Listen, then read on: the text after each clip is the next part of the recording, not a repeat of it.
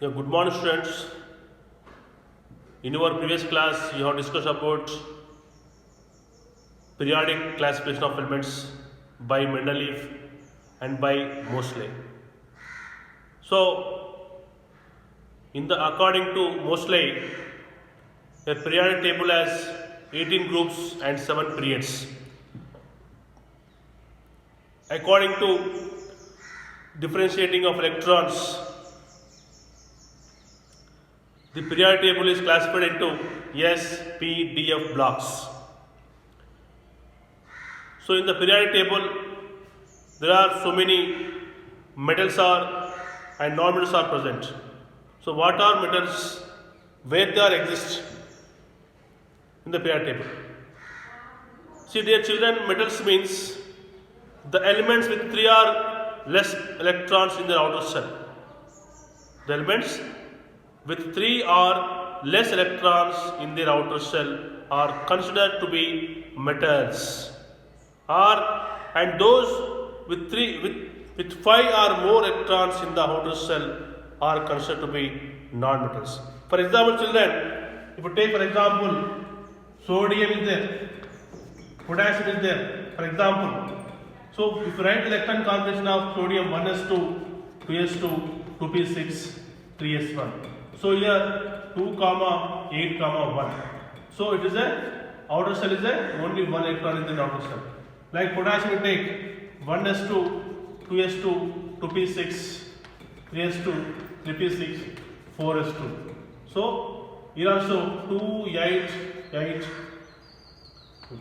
4s1, 288, So here also one electron is there. So the elements with 3 or less electrons in the outer shell are considered to be metals, and those with 5 or more electrons in outer shell are considered to be non-metals. For example, see, if you take for example chlorine 1s2, 2s2, 2p6, 3s2, 3p5, so 287. So here 7 electrons are there in the outermost shell. In the outermost shell there are 7 electrons are there. So chlorine is a non-metal. Like take for example sulfur. Even sulfur you take sulfur and of course fluorine. So many are there with the elements which are having 5 or more electrons in the outer shell are considered to be non-metals. And we may find some exceptions to this D block elements, 3rd group to 12th group are metals, and they are also known as transition elements, and the metallic character of D block elements decrease gradually from left to right in the periodic table. And lanthanides and actinides actually belong to 3rd group, that is 3rd B, which is within the transition elements, hence they are called inner transition elements. So M block elements are called inner transition elements. Okay. So there are metalloids. What are called metalloids? Metalloids are semi-metals, are elements which have properties that are intermediate between the properties of metals and non-metals. They possess the property like metals but brittle like non-metals. They are generally semiconductors, example boron, silicon, arsenic, germanium, because these are the metalloids and their properties are intermediate between those of metals and non-metals. Okay. Now all elements in this block are metals. For example, 1A and 2A. 1A and 2A especially, these are comes from S block elements. These are S block elements. 1A and 2A, S block elements are metals, and these are arranged extremely left side of the periodic table. Whereas in P block, except to 18th group, in P block 18th groups, they are noble gas elements: helium, neon, argon, krypton, xenon, and radon. These are inert gas elements. Except 18th group, there are metals, non-metals, and metalloids.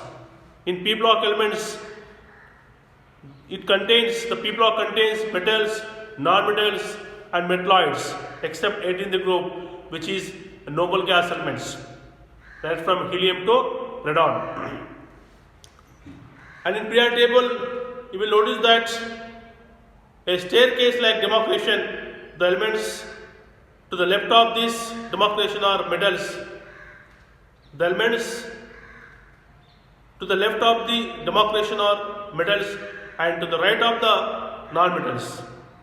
The elements on staircase very near to it like bismuth, silicon, arsenic, germ, etc. are metalloids. So left side of the metalloids, metals are there, and remaining right side of the metalloids, metals are there. Okay. So properties of elements in their trends in groups and periods. My children, first of all, valency. What is called valency? First property is valency. First property is valency. Valence. Valence means what?